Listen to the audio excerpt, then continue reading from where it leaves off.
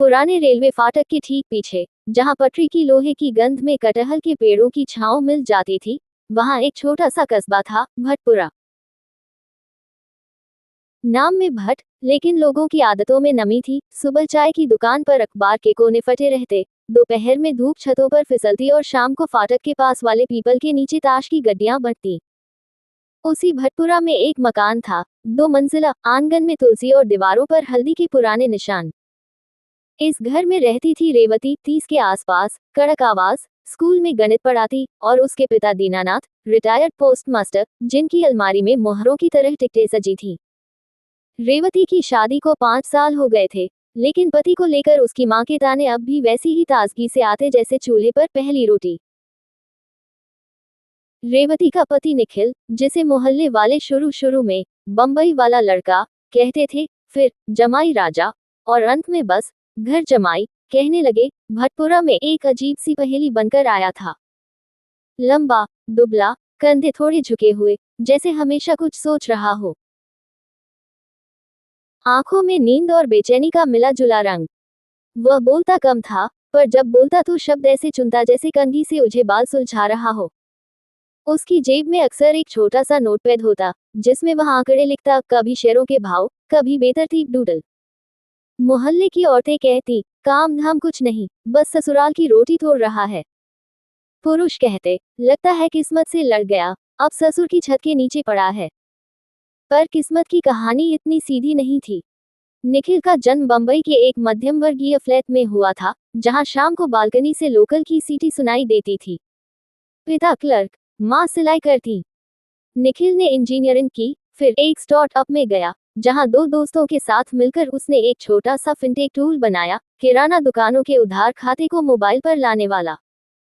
2019 में एक बड़ी कंपनी ने उस टूल को खरीदा। कीमत इतनी थी कि निखिल के खाते में अचानक ऐसी रकम आई जिसे वह खुद भी ठीक से पढ़ नहीं पाया। पहले शून्य गिनता, फिर उंगली फिसल जाती। 2 साल तक वह बम्बई की ऊंची इमारतों में मीटिंग पर मीटिंग करता रहा, लेकिन भीतर कुछ खाली खाली लगता। एक दिन उसने लैपटॉप बंद किया, म्यूचुअल फंड के कुछ कागज साइन किए, और गायब हो गया।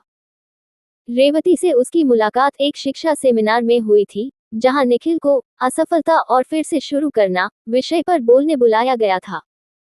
रेवती ने सवाल पूछा, जब सब ठीक चल रहा हो तो छोड़ क्यों दिया? निखिल ने आधा मुस्कुराते हुए कहा, कभी कभी ठीक चलना ही सबसे बड़ी गड़बड़ होती है। दोनों में बात बढ़ी, चिट्ठियां नहीं, ईमेल नहीं, बस लंबी लंबी वॉक, किताबों की अदला बदली, और एक दूसरे की चुप्पी को समझने की कोशिश। शादी हुई तो रेवती ने साफ कहा, मैं भटपुरा नहीं छोड़ूंगी। मेरे पिता अकेले हैं, और मेरे बच्चों को मैं यहीं के स्कूल में पढ़ाना चाहती हूँ। निखिल ने कंधे उचकाए, मुझे भीड़ से छुट्टी चाहिए। इस तरह वह भटपुरा के उस 2 मंजिला घर में आ गया, घर जमाए, लेकिन उसकी जेब में वह रकम थी जो पूरे मोहल्ले की जमीन खरीद सकती थी। शुरू के महीने अजीब थे। सुबह रेवती स्कूल जाती, दीनानाथ पोस्ट ऑफिस की पुरानी कहानियां दोहराते, और निखिल आंगन में बैठा अखबार के कोने मोड़ता। पड़ोस की सरला आंटी आती, जमाई जी, कोई काम धाम? निखिल हंसता, ढूंढ रहा हूँ। दोपहर में वह साइकिल लेकर निकलता, कभी तालाब के किनारे, कभी फाटक के पार खेतों में। उसके नोटपैड में अब आंकड़े नहीं, पेड़ों की छाया के आकार बनते। शाम को वह रेवती के लिए अदरक वाली चाय बनाता, और दोनों छत पर बैठकर दूर से गुजरती ट्रेन की आवाज गिनते। पर कहानी यही नहीं रुकती। भटपुरा के पास एक पुरानी सूत मिल थी, लाल ईंटों की, जंग लगी चिमनी, बंद पड़े गेट पर ताला और ताले पर जंग। 80 के दशक में वह मिल कस्बे की धड़कन थी, फिर मालिकों के झगड़े और मशीनों की थकान ने उसे खामोश कर दिया। उसके आसपास की बस्ती में अब बेरोजगारी की फुसफुसाहट थी। रेवती के स्कूल के कई बच्चों के पिता उसी मिल में काम करते थे। वे अब या तो शहर चले गए थे या ठेले लगाने लगे थे। रेवती ने एक दिन कहा, अगर तुम्हें वक्त ही बिताना है तो कुछ ऐसा करो जिससे इन घरों में फिर से चूल्हा ठीक से जले। निखिल ने पहली बार उसकी आंखों में वही सवाल देखा जो उसने सेमिनार में पूछा था। निखिल ने अगले हफ्ते मिल के गेट के सामने वाली चाय की दुकान पर बैठना शुरू किया। वहां वह बूढ़े मिस्त्री रामलाल से मिला, जिसके हाथों में अब भी मशीनों की याद बसी थी। रामलाल ने बताया कि मिल की सबसे बड़ी समस्या बिजली नहीं, भरोसा था। पुराने मालिकों ने कारीगरों को आखिरी तनख्वाह तक नहीं दी। निखिल ने पूछा, अगर मशीनें फिर चले तो? रामलाल हंसा, सपने देखने के पैसे नहीं लगते, जमाई जी। निखिल ने नोटपैड खोला और फिर से आंकड़े लिखने लगा, पर इस बार आंकड़े अलग थे। कितनी मशीनें चल सकती हैं, कितने लोग वापस आ सकते हैं, कितनी लागत आएगी, और कितना समय। 3 महीने तक वह बंबई दिल्ली के चक्कर लगाता रहा, वकीलों से मिला, पुरानी फाइलें खंगाली, बैंक वालों से बात की। दीनानाथ को लगा जमाई फिर भाग रहा है। रेवती चुप रही, लेकिन रात में जब वह थका हारा लौटता तो उसके पैर दबा देती।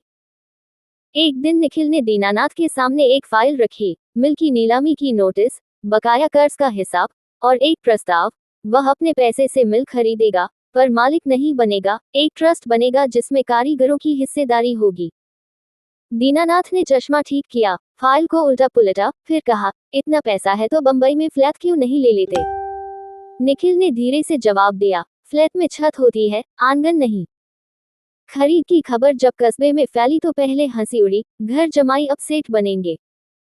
फिर शक, कहीं जमीन हड़पने की चाल तो नहीं। और अंत में एक अजीब सी उम्मीद। रामलाल ने अपने पुराने साथियों को बुलाया। 15 लोग आए, फिर 30, फिर 70। मिल के गेट का जंग लगा, ताला खुला। अंदर धूल, कबूतर और मशीनों की खामोशी थी। निखिल ने किसी को भाषण नहीं दिया। उसने बस एक बोर्ड लगाया, यह मिल आपकी है। नीचे छोटे अक्षरों में लिखा, फैसले मिलकर होंगे, मुनाफा भी। पहले 6 महीने मुश्किल थे। मशीनें चलती, फिर रुकती, बिजली के तार चटकते। एक बार तो पूरी शिफ्ट का धागा उलझ गया और आधा दिन उसे सुझाने में गया। सरला आंटी अब भी ताना मारती, देखो जमाई जी का शौक। लेकिन धीरे धीरे कुछ बदलने लगा। रेवती ने स्कूल के बाद मिल के बच्चों के लिए एक कोना बनाया, पुराने टेबल, चौक और दीवार पर पहाड़े। दीनानाथ ने अपने टिकटों की अलमारी से कुछ दुर्लभ टिकट निकालकर मिल के दफ्तर में फ्रेम करवा दिए, इतिहास याद रखना चाहिए। निखिल ने कभी अपने पैसे का जिक्र नहीं किया, पर जब पहली बार मिल से निकला कपड़ा बाजार में बिका और कारीगरों को एडवांस मिला, तो रामलाल की आंखें भर आईं। उसने निखिल के कंधे पर हाथ रखा, जमाई जी, आपने हमें फिर से कारीगर बना दिया।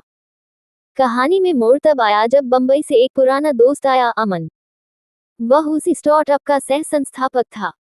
उसने निखिल को देखा, धूल भरी शर्ट, हाथ में ग्रीस, और कहा, तू पागल हो गया है? इतना पैसा, और तू यहाँ धागे सुलझा रहा है?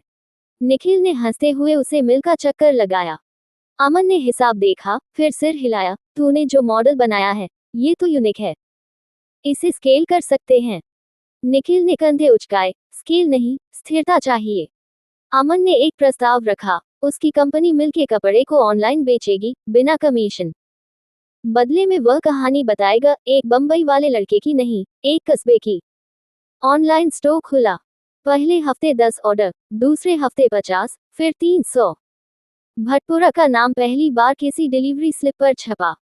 रेवती ने स्कूल में बच्चों को दिखाया, देखो तुम्हारे पापा ने जो कपड़ा बनाया, वह जयपुर गया है। दीनानाथ ने पोस्ट ऑफिस के पुराने रजिस्टर में नई एंट्री लिखी, भटपुरा मिल, पुनर्जन्म। मोहल्ले की औरतें अब निखिल को जमाई जी नहीं, निखिल भाई कहने लगी। सरला आंटी ने एक दिन चुपके से आंगन में रखी तुलसी में पानी डाला और बुदबुदाई, चलो कुछ तो ठीक हुआ। पर हर कहानी में एक सर्दी आती है। तीसरे साल बरसात में तालाब उफना गया, मिल की नींव में पानी भर गया। 2 हफ्ते काम बंद रहा, कर्ज का ब्याज बढ़ा। कुछ कारीगरों ने कहा, शहर में ठेला लगाएंगे, कम से कम रोज की कमाई। निखिल ने फिर अपना नोटपैड खोला, इस बार आंकड़े नहीं, नाम लिखे। हर कारीगर का नाम, उसके बच्चों की उम्र, उसकी पत्नी की दवाई। उसने ट्रस्ट की बैठक बुलाई। मेज पर चाय के साथ उसने सिर्फ एक बात रखी, हम बंद कर सकते हैं, या 1 महीना और रुक सकते हैं। फैसला आपका। रामलाल ने खखार कर कहा, हमने ताले खुलते देखे हैं, अब बंद होते नहीं देखेंगे। बाकी ने सिर हिलाया। उस महीने सबने आधा वेतन लिया। रेवती ने स्कूल में अतिरिक्त क्लास ली और अपनी तनख्वाह मिल के खाते में डाल दी। दीनानाथ ने अपनी पेंशन के कुछ पैसे निकाले, टिकटें बाद में खरीद लेंगे। पानी उतरा, मशीनें फिर चली। इस बार कपड़े के साथ उन्होंने एक नई चीज बनाई, स्कूल बैग, उसी कपड़े से, मजबूत और सस्ते। रेवती ने अपने स्कूल के बच्चों में बांटे। तस्वीरें ऑनलाइन गईं। ऑर्डर फिर बढ़े। मिल ने पहली बार मुनाफा दिखाया। ट्रस्ट ने तय किया कि मुनाफे का एक हिस्सा हर साल कस्बे के तालाब की सफाई और स्कूल की लाइब्रेरी में जाएगा। निखिल ने बोर्ड पर एक नई लाइन लिखी, यह मिल आपकी ही रहेगी। 5वें साल की सर्दियों में भटपुरा के फाटक के पास मेला लगा। मिल के गेट पर झालरें थीं। रामलाल ने माइक पकड़ा और कहा, 5 साल पहले हमें लगा था कि हमारा वक्त खत्म। फिर एक लड़का आया, न घर का न घाट का, पर हमारे बीच बैठ गया। उसने हमें सेठ नहीं बनाया, हमें फिर से कारीगर बना दिया। तालियों की आवाज में ट्रेन की सीटी भी दब गई। निखिल पीछे खड़ा था, कंधे झुके हुए, नोटपैड में कुछ लिख रहा था। रेवती ने पास आकर पूछा, अब क्या लिख रहे हो? उसने मुस्कुराते हुए दिखाया, एक छोटा सा नक्शा, जिसमें मिल से स्कूल तक एक पतली लकीर थी, और लकीर के नीचे लिखा था, घर। दीनानाथ ने उस शाम छत पर बैठकर कहा, जमाई हो तो ऐसे। निखिल ने हंसते हुए जवाब दिया, मैं जमाई नहीं, बस एक पड़ोसी हूँ जिसने छत मांगी थी। आंगन मिल गया। नीचे आंगन में तुलसी के पास दिया जल रहा था, और उसकी लौ हवा में हल्के हल्के कांप रही थी, जैसे कोई पुरानी कहानी नई सांस ले रही हो। Ask anything. रात में मेला खत्म हुआ तो मिल के गेट पर लगी झालरें उतारी गईं, पर उनकी परछाइयां दीवारों पर ठहर गईं, जैसे रोशनी चली भी जाए तो उसका निशान रह जाता है। अगले दिन भटपुरा की सुबह वैसी ही थी, फिर भी थोड़ी बदली हुई। दीनानाथ छत पर चाय की प्याली लेकर बैठे थे और नीचे आंगन में तुलसी के पास दिया अब भी जल रहा था, जैसे कोई रात भर पहरा दे रहा हो। निखिल देर से उठा, मेला की थकान उसके कंधों में नहीं, आंखों में थी। रेवती स्कूल के लिए निकलते हुए उसके सिर पर हाथ फेर गई, आज थोड़ा आराम कर लो, मशीनों को भी सांस चाहिए। मिल के भीतर सन्नाटा नहीं था, एक तरह की थकी हुई गुनगुनाहट थी। रामलाल ने गेट खोला तो कबूतर फिर फड़फड़ाए, धूल की एक पतली परत हवा में तैरी और फिर बैठ गई। दोपहर होते होते कारीगर आने लगे, किसी के हाथ में टिफिन, किसी की जेब में बीड़ी, और सबकी आंखों में वही सवाल, अब आगे क्या? निखिल ने बोर्ड पर लिखी लाइन देखी, यह मिल आपकी ही रहेगी, और उसके नीचे एक खाली जगह थी। उसने खड़िया उठाए और छोटे अक्षरों में जोड़ा, और इसका अगला पन्ना भी। उसी हफ्ते भटपुरा में एक नई हलचल हुई। कस्बे के पुराने बस अड्डे के पास नगर पालिका ने नोटिस चिपकाया, तालाब के किनारे की जमीन पर इको पार्क बनेगा, जिसके लिए टेंडर निकलेगा। कागज पर योजना सुंदर थी, पक्के रास्ते, बेंचें, लाइटें, पर बस्ती के लोगों को डर था कि पार्क के नाम पर किनारे की झोपड़ियां हटेंगी और तालाब का पानी साफ करने के बहाने उसकी आत्मा निकाल ली जाएगी।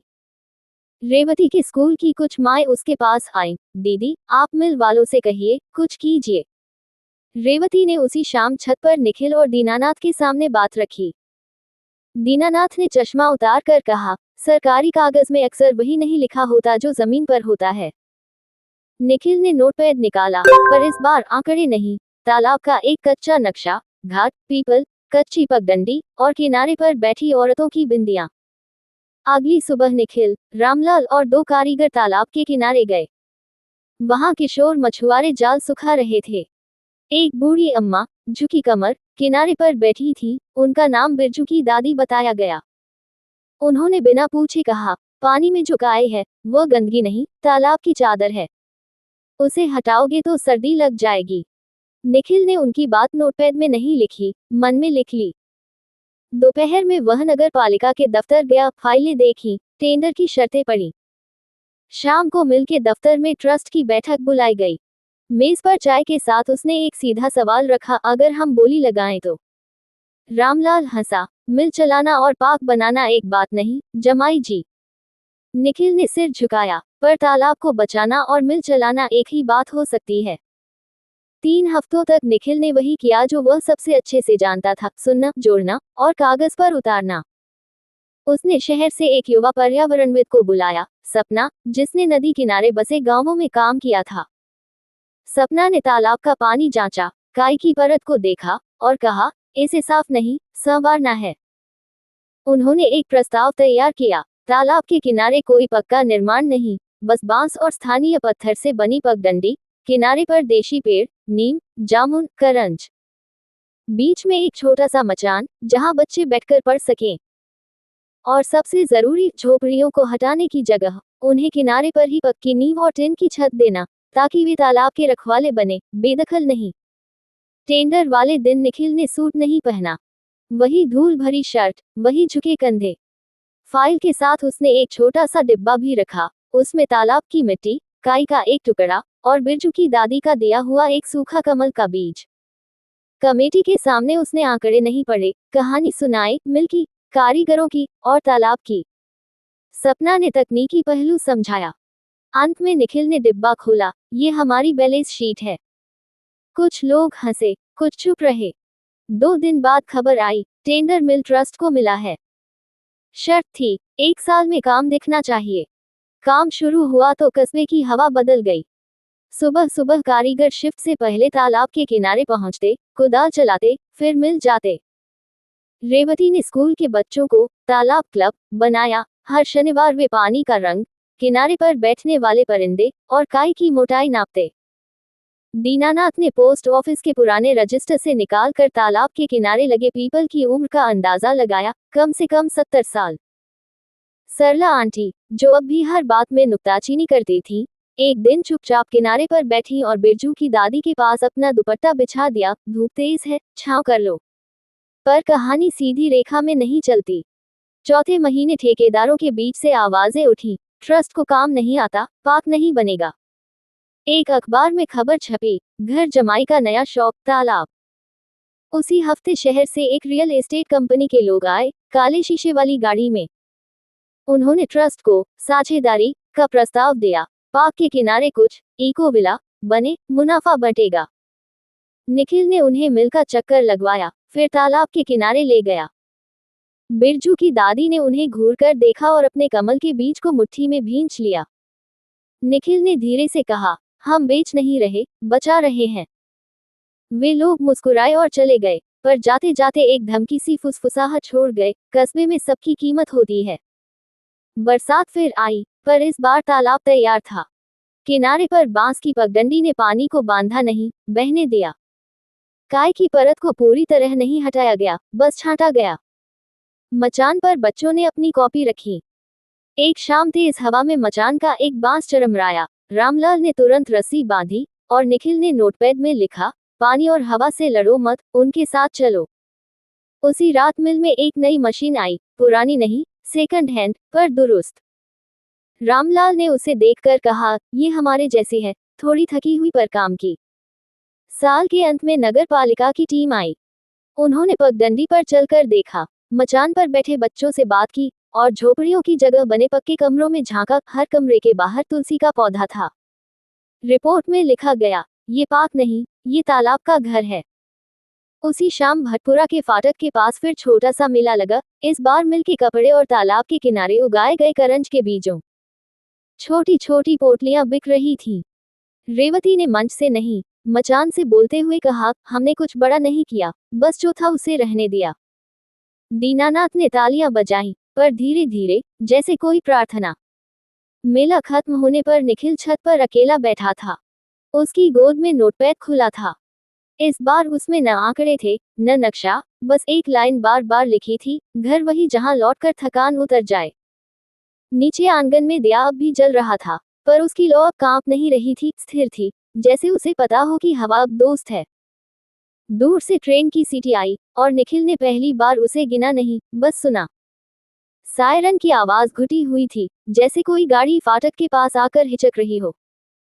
स्टोर रूम की धूल में 3 परछाइयां, निखिल, बैंक अफसर और कुर्ता पायजामा वाला, दीवार पर एक दूसरे में घुली, फिर अलग हुई जब बाहर से टॉर्च की एक और किरण खिड़की के जंगले से टकराए।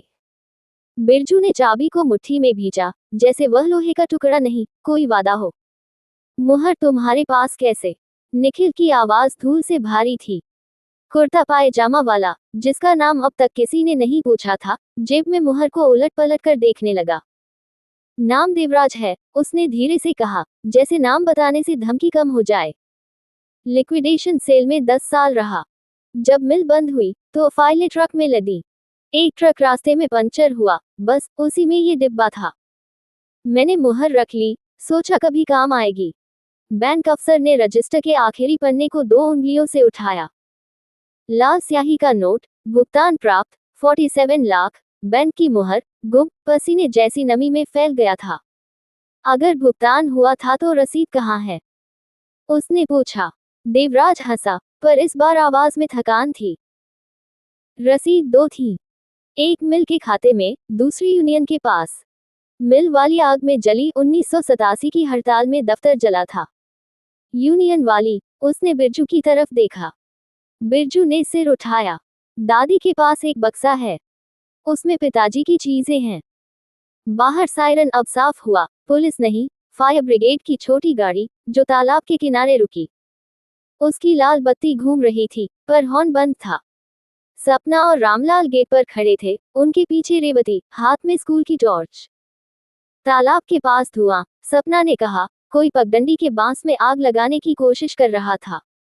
देवराज ने मुहर को वापस जेब में रखा। वे लोग हैं, उसने कहा, जिन्हें जमीन चाहिए। पहले डराते हैं, फिर खरीदते हैं। निखिल ने डिब्बा बंद किया। अगर रसीद बिरजू की दादी के पास है, तो अभी चाहिए। बिरजू भागा, निखिल उसके पीछे। पगडंडी पर काय फिसलन थी, पर बिरजू के पैर जानते थे कि कहाँ पैर रखना है। तालाब के किनारे बने पक्के कमरों में सबसे आखिरी, नीम के नीचे, बिरजू की दादी बैठी थी, कमर झुकी, पर आंखें साफ। उनके पास एक टिन का बक्सा था, वही जिसमें कमल के बीज रखे थे। बक्से के नीचे एक मोमजामा लिफाफा, उस पर यूनियन 1983 लिखा। दादी ने लिफाफा खोला। भीतर एक रसीद, हाथ से लिखी, नीली स्याही, कोने पर बैंक की मुहर, धुंधली पर असली। 4,700,000 प्राप्त, और नीचे वही हस्ताक्षर जो रजिस्टर में फैला था, सुरेश लाल खजांची। दादी ने कहा, सुरेश मेरे भाई थे। मिल में खजांची। हड़ताल में मारे गए। उसी वक्त नीम के पीछे से सरसराहट हुई। दो आदमी, मुंह पर गमछा, हाथ में मिट्टी के तेल की बोतल। एक ने बोतल उछाली, नीम की जड़ के पास गिरी, तेल फैल गया। दूसरा माचिस निकाल रहा था। रेवती ने टॉर्च सीधे उसकी आंखों में मारी। रोशनी में उसका चेहरा, अमन। निखिल का पुराना दोस्त, बंबई वाला, जो स्केल की बात करता था। तू। निखिल के गले से आवाज नहीं, सांस निकली। अमन ने माचिस नीचे गिरा दी। मैं नहीं, उसने कहा, पर उसकी आंखें झुकी नहीं। कंपनी ने कहा, या तो जमीन, या डील कैंसिल। पीछे से देवराज आया, हाथ में वही मुहर। उसने अमन को देखा, फिर रसीद को। तुम लोग कागज बनाते हो, हम कागज जलाते हैं, उसने कहा और मुहर को तेल में गिरा दिया। रबर चुपचाप पिघलने लगी। फायर ब्रिगेड की छोटी गाड़ी से दो लोग उतरे, वर्दी नहीं, सादी थी शर्ट। एक के हाथ में कैमरा। नगर पालिका की विजिलेंस, उसने कहा। हमने 2 हफ्ते से इनकी कॉल रिकॉर्ड की है। उसने अमन की तरफ माइक बढ़ाया, क्या आपने मिल की जमीन हड़पने के लिए आग लगाने की कोशिश की? अमन पीछे हटा, पैर काई पर फिसला, और तालाब के किनारे धंस गया, पानी नहीं, दलदल। बिरजू ने हाथ बढ़ाया, पर अमन ने नहीं पकड़ा। वह खुद निकला, कीचड़ में लथपथ, और भागा, पीपल के पीछे, जहां लाल झंडियां अभी भी गड़ी थीं। सपना ने रसीद को फोन से स्कैन किया। बैंक अफसर ने स्क्रीन देखी, फिर डिब्बे के रजिस्टर से मिलान किया। मुहर वही है, उसने धीरे से कहा। भुगतान हुआ था। क्लॉस लागू नहीं। देवराज ने जली हुई मुहर को पैर से मिट्टी में दबा दिया। अब ये कहानी कागज पर नहीं, पानी पर लिखी जाएगी, उसने कहा। तालाब के मचान पर बच्चे फिर बैठे, पर इस बार उनके हाथ में कॉपी नहीं, रसीद की फोटोकॉपी थी। रेवती ने उसे ऊंचा किया, देखो, तुम्हारे पापा दादा ने पहले भी मिल बचाई थी। दीनानाथ ने पोस्ट ऑफिस के रजिस्टर में नई एंट्री लिखी, भुगतान 1983, पुनः प्राप्त 2026। रात फिर गहरी हुई। मिल की चिमनी के पास धुआं नहीं, बस ठंडी हवा थी। आंगन में दिया जल रहा था, और उसकी लौ के पीछे अब कोई साया नहीं सरक रहा था। फिर भी निखिल ने नोटपैड खोला, इस बार आखिरी पन्ना खाली नहीं था। उसने 3 शब्द लिखे, शुरुआत, फिर से, और पन्ना मोड़ दिया।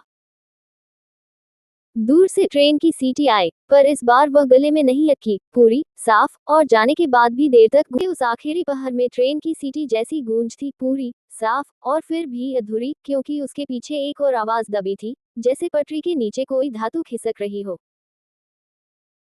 निखिल ने नोटपैड मोड़ा, पर पन्ना बंद नहीं किया। आंगन में दिया अब भी जल रहा था, लो स्थिर, पर उसकी रोशनी में दीवार पर जो परछाइयां बनती थी, वे पहले से कुछ ज्यादा लंबी लग रही थी, जैसे कोई पीछे खड़ा हो और आगे ना आ रहा हो। भटपुरा में खबरें तेज चलती हैं, पर इस बार खबर नहीं, फुसफुसाहट चल रही थी। तालाब के किनारे नीम के नीचे जो तेल गिरा था, उसकी बू अब भी काई में बसी थी। फायर ब्रिगेड की छोटी गाड़ी लौट गई थी, पर उसके टायरों के निशान पगडंडी पर रह गए थे, दो लकीरें, जो पीपल के पास जाकर अचानक मुड़ती थी, जैसे ड्राइवर ने आखिरी वक्त पर स्टीयरिंग घुमाया हो। रामलाल ने सुबह उन लकीरों को देखा, बीड़ी सुलगाई नहीं, बस मुट्ठी में मसल दी। निशान हमेशा दो बातें बताते हैं, उसने कहा, कौन आया और कौन लौटा नहीं। मिल के दफ्तर में वही टिमटिमाता बल्ब अब नई तार से बंधा था। टेबल पर टिन का डिब्बा, 1983, ऑडिट, और उसके बगल में मोमजामा लिफाफा, यूनियन, 1983, दोनों के बीच में बिरजू की दादी की रसीद की फोटोकॉपी, जिसके कोने पर नीली मुहर अब स्कैन के बाद थोड़ी और धुंधली लग रही थी। बैंक अफसर, नाम था मुरली, ने चश्मा पोंछते हुए कहा, कागज पर भुगतान साबित हो गया, पर क्लॉस का भूत कागज से नहीं जाता। कौन सा भूत? रेवती ने पूछा। उसके हाथ में स्कूल की चाबियों का गुच्छा था, और गुच्छे में वही छोटी टॉर्च, जो अब दिन में भी उसके पल्लू से बंधी रहती। मुरली ने फाइल खोली। नीलामी की शर्तों के बीच एक परिशिष्ट, अनुच्छेद 7B, जिसे पढ़ते हुए उसकी उंगली कांपी। अगर संपत्ति पर सार्वजनिक हित का दावा दो पक्षों से अधिक करें, तो मामला लिक्विडेशन सेल नहीं, कलेक्टर की विशेष समिति देखेगी। उसने सिर उठाया। सहकारी चीनी मिल यूनियन ने दावा किया था, ठीक, पर कल रात एक और दावा दाखिल हुआ है। किसका? निखिल ने पूछा, पर उसकी आंखें दरवाजे पर थीं, जहां सरला आंटी की परछाई ठिठकी थी। वह हमेशा दरवाजे के बाहर खड़ी होकर सुनती थी, पर आज भीतर आना चाहती थी। मुरली ने फोन स्क्रीन घुमाई। ई फाइलिंग पोर्टल पर नया दावा, भटपुरा हेरिटेज कलेक्टिव, पता, भटपुरा, वार्ड 4, पीपल के पास। हस्ताक्षर, ए मेहरा। ए मेहरा कौन? सपना ने पूछा। देवराज, जो कोने में चुप बैठा था, उठा। उसकी जेब अब खाली थी, मुहर मिट्टी में दब चुकी थी, पर उसकी आंखों में वही ठहराव था जो पुराने क्लर्कों में होता है। अनु मेहरा, उसने कहा। मेरी बेटी। वह दिल्ली में आर्काइव्स में काम करती है। 2 साल से गांव नहीं आई। कमरे में सन्नाटा नहीं, एक तरह की भिनभिनाहट थी, जैसे सबके मन में एक ही सवाल भिनभिना रहा हो। उसने दावा क्यों किया? रेवती ने आखिर पूछा। देवराज ने कंधे उचकाए। शायद बचाने, शायद फंसाने। तभी दफ्तर की खिड़की पर हल्की दस्तक हुई, 3 बार, रुक रुक कर। बिरजू ने दरवाजा खोला। चौखट पर एक लड़की खड़ी थी, कंधे पर झोला, झोले पर कपड़े की थैली में लैपटॉप, बालों में धूल, पर आंखें तेज। मैं अनु, उसने कहा, और मेरे पास वह चीज है जो तुम्हारे पास नहीं। उसने झोले से एक फाइल निकाली, पुरानी नहीं, नई, नीली प्लास्टिक कवर। भीतर प्रिंट आउट, तालाब, मिल, और पीपल के नीचे की जमीन का सैटेलाइट इमेज, 1972, 1983, 1991, 2008, 2024। हर इमेज पर लाल घेरे। 1972 में तालाब का फैलाव यहाँ तक था। उसने पहली इमेज पर उंगली रखी, घेरा मिल की दीवार को छू रहा था। 1983 में मिल ने दीवार उठाई, तालाब से कुड़ा। 1991 में यूनियन ने दीवार के साथ एक नाली बनाई, पानी फिर बढ़ा। 2008 में नाली बंद हुई। 2024 में पगडंडी बनी, तुम्हारा दावा? निखिल ने पूछा। हेरिटेज, अनु ने कहा। अगर जमीन का सार्वजनिक हित तय होना है, तो इतिहास भी सुनो। मिल ने तालाब को दबाया, तालाब ने मिल को बचाया, दोनों की कहानी एक दूसरे में धंसी है। इसे सिर्फ बैंक या यूनियन नहीं तय कर सकते। मुरली ने कागजों को देखा, फिर अनु को। कलेक्टर की समिति में एक सीट स्थानीय इतिहासकार की होती है। तुम अप्लाई कर रही हो? कर चुकी, अनु ने कहा, और फोन स्क्रीन दिखाई। स्वीकृति मेल, समय, कल सुबह 10 बजे, स्थान, कलेक्टरेट, कमरा 14। रामलाल ने बीड़ी आखिर सुलगा ही ली। तो अब 3 दावे, बैंक, यूनियन, हेरिटेज। और 3 ही हम, मिल, तालाब, स्कूल। 4 बिरजू की दादी दरवाजे पर थी, उनके हाथ में वही टिन का बक्सा। और एक वह, जो रात में झंडियां गाड़ता है। सांझ होते होते भटपुरा की हवा में फिर वही ठंडी धातु की बू आई। फाटक के पास वही 2 काली गाड़ियां लौटी, पर इस बार हेडलाइट बंद थी। उनमें से अमन नहीं उतरा। उतरा एक और आदमी, उम्र 50 के पार, सफेद कुर्ता, काली वास्कट, आंखों पर पतला चश्मा। उसके पीछे 2 गार्ड, पर बंदूक नहीं, फाइलें। उसने मिल के गेट पर लगी नेमप्लेट को देखा, भटपुरा मिल ट्रस्ट, और हल्का सिर झुकाया, जैसे सलाम नहीं, माप रहा हो। मैं वकील हूँ, उसने कहा। सहकारी चीनी मिल यूनियन की तरफ से। नाम, श्रीवास्तव। उसने फाइल खोली, पर पढ़ी नहीं। कल समिति है। हमारे पास गवाह हैं, पुराने कारीगर, जो कहेंगे कि जमीन ग्राम सभा की थी। गवाह? देवराज ने पूछा। श्रीवास्तव ने जेब से एक पुरानी फोटो निकाली, काले सफेद, किनारे मुड़े। मिल के गेट के सामने भीड़, बैनर, जमीन हमारी, मिल हमारी। आगे एक आदमी, सुरेश लाल, खजांची, उसके पीछे बिरजू की दादी, युवा, गोद में बच्चा। ये लोग कहेंगे, श्रीवास्तव ने कहा, कि मिल ने कब्जा किया। बिरजू की दादी ने फोटो को छुआ, फिर आंखें बंद कर ली। सुरेश ने कब्जा नहीं किया, उसने रसीद बनाई। श्रीवास्तव ने फोटो वापस रखी। कल देखते हैं। वह मुड़ा, पर जाते जाते पीपल के नीचे गड़ी लाल झंडियों को देखा और एक को उखाड़ कर जेब में रख लिया। रात में मिल के दफ्तर में 4 लोग, निखिल, रेवती, अनु, देवराज, एक मेज के 4 कोने। मेज पर 3 ढेर, रसीद की कॉपी, सैटेलाइट इमेज, और सुरेश की तनख्वाह पर्ची की कार्बन कॉपी जो दीनानाथ ने दी थी। बिरजू कोने में ऊँग रहा था। हमें क्या साबित करना है? रेवती ने पूछा। कि सार्वजनिक हित एक नहीं, कई होते हैं, अनु ने कहा। और कि मिल, तालाब, स्कूल, ये अलग अलग नहीं, एक ही सांस। और कि भुगतान हुआ, देवराज ने जोड़ा, पर रसीद के पीछे जो हाथ था, वह अब नहीं। निखिल ने नोटपैड खोला। इस बार आंकड़े नहीं, नाम, सुरेश लाल, खजांची, 1983, रामलाल, मिस्त्री, 2026, बिरजू, चाबी, 2026, अमन। उसने आखिरी नाम के आगे प्रश्न चिन्ह बनाया। दरवाजे पर फिर दस्तक, इस बार 2 बार, तेज। सरला आंटी भीतर आई, हाथ में स्टील की थाली, उस पर 4 गिलास पानी। बातें बड़ी हैं, गला सूखेगा, उन्होंने कहा और थाली रख दी। फिर रुककर बोली, पीपल के नीचे आज फिर कोई था। लाल झंडी नहीं, सफेद। सुबह कलेक्टरेट के बरामदे में धूप तिरछी थी। कमरा 14 में लंबी मेज, मेज पर 3 नेमप्लेट, बैंक, यूनियन, हेरिटेज। कुर्सियों के पीछे खिड़की, खिड़की के बाहर नीम की छाया। कलेक्टर, एक दुबली महिला, साड़ी, माथे पर बिंदी, ने सबको बैठने को कहा। मुरली ने बैंक का पक्ष रखा, कागज, भुगतान, क्लॉज। श्रीवास्तव ने यूनियन की फोटो रखी, 2 बुजुर्ग गवाह बुलाए, एक ने कहा, जमीन हमारी थी, दूसरे ने सिर हिलाया। अनु ने सैटेलाइट इमेज फैलाए, 1972 से 2024 तक की लकीरें दिखाई, कैसे पानी और दीवार एक दूसरे को धकेलते रहे। कलेक्टर ने सब सुना, फिर पूछा, ट्रस्ट? निखिल उठा, पर बोला नहीं। उसने जेब से बिरजू की दी हुई चाबी निकाली और मेज पर रखी। ये स्टोर रूम की है, उसने कहा, जहां रसीद मिली। फिर उसने अनु की इमेज पर उंगली रखी, 2024 वाली, जिसमें पगडंडी थी। और ये पगडंडी बच्चों ने बनाई, तालाब क्लब। आखिर में उसने दीनानाथ की दी हुई कार्बन कॉपी रखी, सुरेश लाल की तनख्वाह। और यह वह हाथ है जिसने रसीद बनाई। कलेक्टर ने तीनों चीजों को देखा, फिर खिड़की से बाहर नीम को। कल शाम 5 बजे फैसला, उसने कहा। दोपहर में सब लौटे तो पीपल के नीचे सफेद झंडी नहीं थी। उसकी जगह एक कागज का टुकड़ा, हाथ से लिखा, आज रात, पुरानी नाली। नीचे कोई नाम नहीं।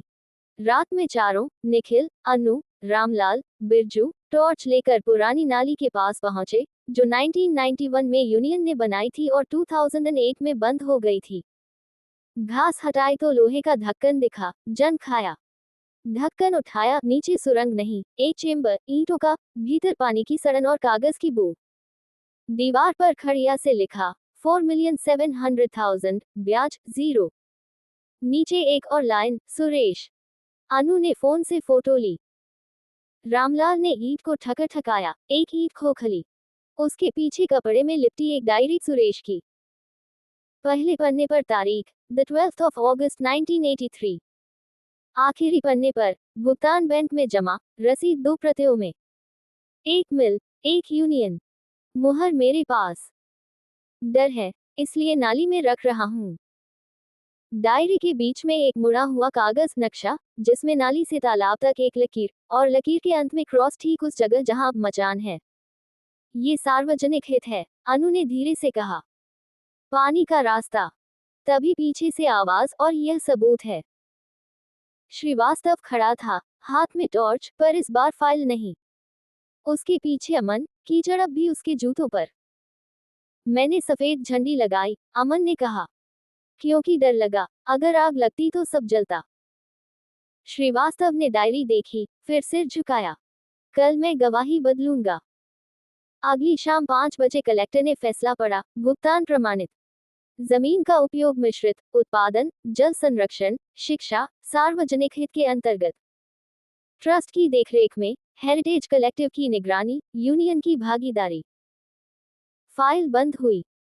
बाहर निकलते ही पीपल के नीचे अब कोई झंडी नहीं थी, लाल, सफेद, कोई नहीं।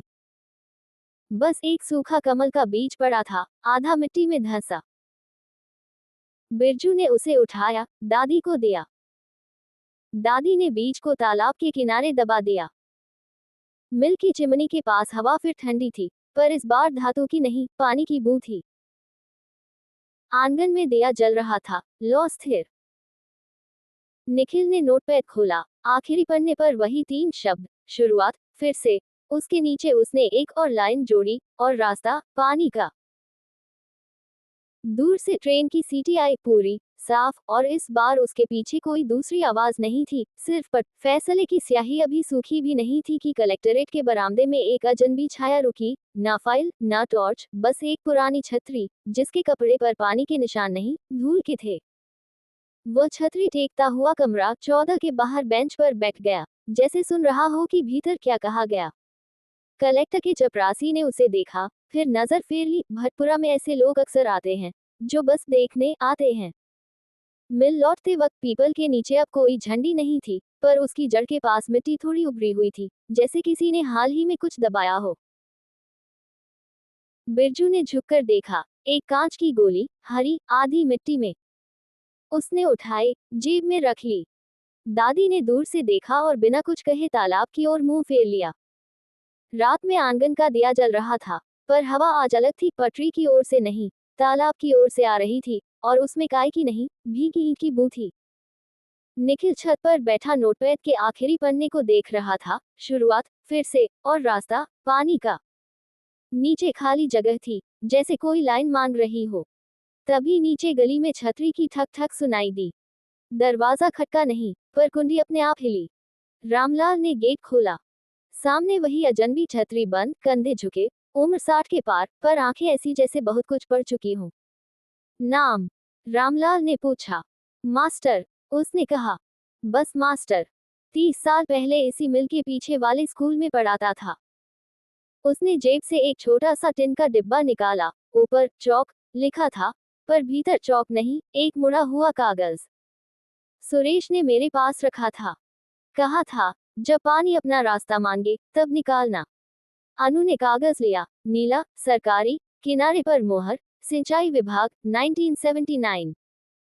भीतर एक नक्शा, नाली नहीं, एक पुरानी रज्जुदा छोटी नहर की लकीर, जो मिल की दीवार के नीचे से निकलकर तालाब के उत्तर कोने में मिलती थी। लकीर के नीचे पेंसिल से लिखा, बंद 1982, कारण, दीवार। और हाशिए पर सुरेश की लिखावट, खोलो तो तालाब सांस लेगा। सपना ने नक्शे को सैटेलाइट इमेज पर रखा। 2024 वाली पगडंडी के ठीक नीचे एक धुंधली दरार दिखी, जिसे सबने छाया समझा था। ये दरार नहीं, उसने कहा, ये वही रज्जुदा है, ऊपर से ढकी, पर मिट्टी नहीं। बिरजू की दादी ने टिन का बक्सा खोला, कमल के बीज के पास से एक और चीज निकाली, लोहे की छोटी चाबी, जंग खाए, पर दांतें साफ। सुरेश ने कहा था, ये ताले की नहीं, जाली की है, उन्होंने कहा। सुबह 4 बजे, जब भटपुरा में सिर्फ दूध वाले की साइकिल की घंटी सुनाई देती है, 4 लोग, निखिल, अनु, रामलाल, मास्टर, मिल की पिछली दीवार के पास पहुंचे। वहां ईंटें नहीं थी, पर एक जगह मसाला उखड़ा हुआ। रामलाल ने ईंट थपथपाए, खोखली आवाज। 3 ईंटें निकाली, पीछे लोहे की जाली, जाली में वही छोटा ताला, जिसमें बिरजू की दादी की चाबी ठीक बैठी। ताला खुला, जाली हटी, पीछे अंधेरा नहीं, एक सकरा रास्ता, ईंटों की सड़न और ठंडा पानी। टॉर्च की रोशनी में रज्जुदा दिखी, सकरी, पर साफ पानी नहीं, पर उसकी याद बाकी थी। दीवारों पर काई की लकीरें, जहां कभी बहाव था। फर्श पर एक टिन का बोर्ड, जंग खाया, खतरा, बंद। बोर्ड के पीछे एक और डिब्बा, इस बार प्लास्टिक का, नीला। भीतर कागज नहीं, एक मोबाइल, पुराना, कीपैड वाला, बैटरी फूली हुई। सिम ट्रे में एक पर्ची, अमन, 2009। अनु ने पर्ची को देखा, फिर निखिल को। अमन 2009 में यहाँ। पीछे से कदमों की आवाज तेज नहीं, घिसती। अमन खुद, हाथ में वही कीचड़ सने जूते, पर इस बार आंखें झुकी नहीं। मैं इंटर्न था, उसने कहा। सिंचाई विभाग में। रजुदा बंद करने की रिपोर्ट मैंने ही टाइप की थी। मुझे नहीं पता था कि सुरेश ने इसे बचाकर रखा है। मास्टर ने मोबाइल को देखा। ये सुरेश का नहीं, यह मेरा है। मैंने 2009 में यहाँ छुपाया था, जब दीवार उठ रही थी। सोचा था कोई दिन आएगा। तभी रजुदा के दूसरे छोर से हवा का झोंका आया, ठंडा, भीगा। पानी नहीं, पर उसकी आवाज जैसे दूर कहीं पंप चला हो। रामलाल ने कान लगाया, तालाब का उत्तर कोना, वहां पुराना बोर है, जो बंद पड़ा था। वे चारों रजुदा के मुहाने से निकले पीपल के पीछे, जहां लाल झंडियां गड़ी थी। वहां अब झंडी नहीं, पर मिट्टी में एक नया निशान, बूट का नहीं, नंगे पैर का, छोटा, बिरजू का। और उसके पास हरी कांच की गोली, वही जो बिरजू ने उठाई थी, अब 2 टुकड़े। तालाब के उत्तर कोने में बोर के पास बिरजू खड़ा था, हाथ में लोहे का हैंडल। दादी ने कहा, पानी मांग रहा है, उसने कहा और हैंडल घुमाया। जंग खाया गया चरमराया, फिर एक गहरी सांस, और पानी की पहली धार फूटी, गंदली, फिर साफ। पानी रजुदा की ओर खींचा, जैसे कोई पुरानी याद लौट रही हो। उसी वक्त मिल की चिमनी के पास सायरन नहीं, एक धीमी घंटी बजी, स्कूल की। रेवती गेट पर खड़ी थी, हाथ में टॉर्च नहीं, वही चाबियों का गुच्छा। तालाब क्लब के बच्चे आ रहे हैं, उसने कहा। उन्होंने कहा, पानी को रास्ता चाहिए। धूप निकलते निकलते रजुदा में पानी की पतली लकीर बह रही थी, दीवार के नीचे से निकलकर तालाब में मिल रही थी। काई हिली, मेढक कूदे। पीपल की जड़ के पास मिट्टी फिर उभरी, इस बार किसी ने कुछ दबाया नहीं, पानी ने खुद उभारा था। एक और टिन का डिब्बा, छोटा, पर भारी। भीतर कोई कागज नहीं, एक चाबी नहीं, चमकती। निखिल ने नोटपैड खोला। आखिरी पन्ने पर खाली जगह में उसने लिखा, पानी ने दरवाजा खोला। नीचे एक सवाल, किसके लिए?